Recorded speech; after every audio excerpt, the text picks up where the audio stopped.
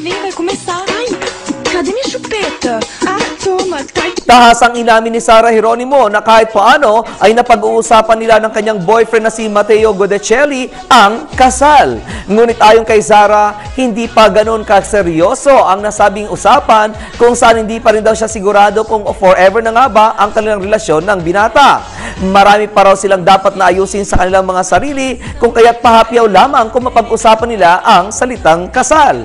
Sa ngayon daw ay isinisingit lamang nila ang pagdi-date dahil parehong busy ang kanilang schedule. Sa katunayan ay hindi raw sila magkasama sa Valentine's Day dahil pareho silang may trabaho kaya't wala rin daw silang plano para sa araw ng mga puso.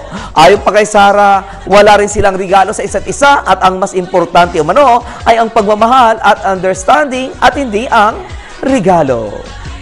At iyan ang aking balita. Ako naman si Attorney ang inyong kaliga sa mundo ng showbiz. Vem, vai começar.